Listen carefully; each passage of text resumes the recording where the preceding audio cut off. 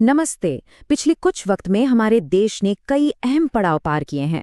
कला से लेकर खेल और नई नीतियों तक बहुत कुछ हुआ है। तो चलिए कुछ ही मिनटों में इन सभी डेवलपमेंट्स को समझते हैं जो भारत की रफ्तार को दिखाते हैं।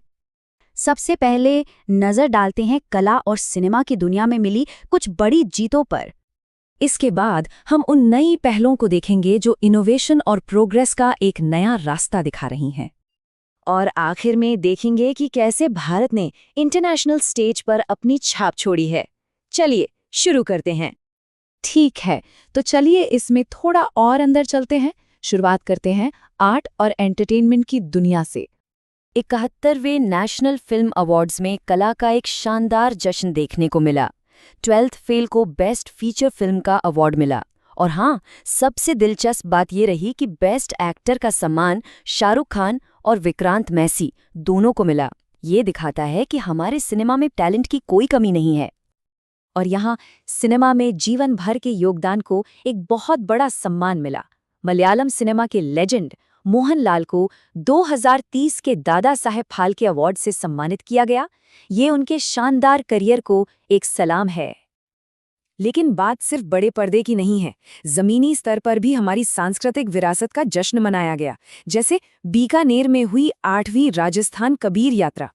ये ऐसी जीवंत परंपराएं हैं जो हमारे लोक संगीत की जड़ों को जिंदा रखती हैं।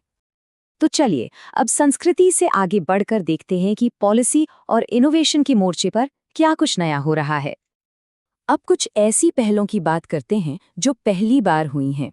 राजस्थान देश का पहला ऐसा राज्य बन गया है जिसने प्री एम्बेडेड माइनिंग ब्लॉक्स की नीलामी को मंजूरी दी है। मतलब ये माइनिंग सेक्टर को और भी ज्यादा स्ट्रीमलाइन करने की दिशा में एक बड़ा और कारगर कदम है।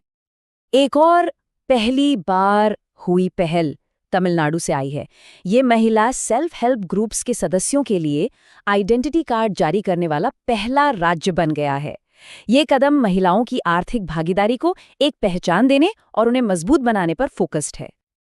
और गांधीनगर में हुए 2025 के स्टार्टअप कॉन्क्लेव का ये चार्ट तो साफ साफ दिखाता है कि देश इनोवेशन का एक ग्लोबल हब कैसे बन रहा है। गुजरात लगातार 4 सालों से टॉप पर है और भारत दुनिया का तीसरा सबसे बड़ा स्टार्टअप इकोसिस्टम है। अच्छा, अब जरा अपना नजरिया थोड़ा और बड़ा करते हैं और देखते हैं कि ये रफ्तार इंटरनेशनल लेवल पर कैसे दिख रही है। खेल के मैदान पर भी भारत ने अपना परचम लहराया।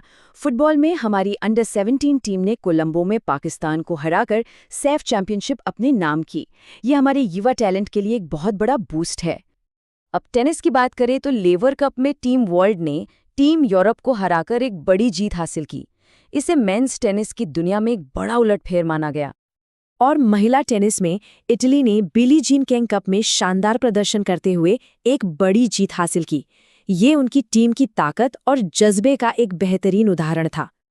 ये चार्ट नई दिल्ली में हुए चौथे वर्ल्ड फूड इंडिया इवेंट के विशाल पैमाने को बहुत अच्छे से दिखाता है। सोचिए, 21 से ज्यादा देश और 21 भारतीय राज्य। ये फूड प्रोसेसिंग इंडस्ट्री के लिए वाकई एक बहुत बड़ा ग्लोबल मंच था।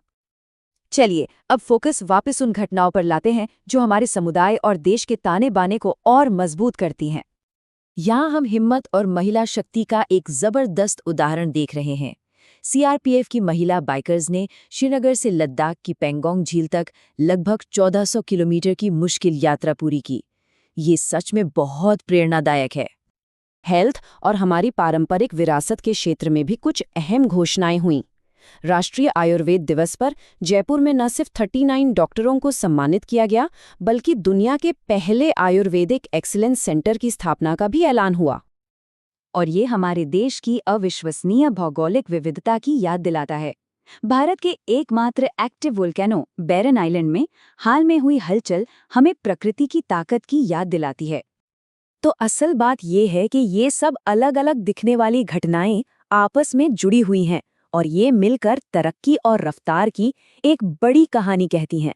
हर फील्ड में, चाहे वो आर्ट हो, पॉलिसी हो या स्पोर्ट्स, आगे बढ़ने का एक जज्बा साफ दिखाई देता है। और ये हमें एक सवाल के साथ छोड़ जाता है कि भविष्य में क्या होने वाला है। इस रफ्तार को देखते हुए ये सोचना वाकई दिलचस्प है कि अगला बड़ा मील का पत्थर क्या होगा।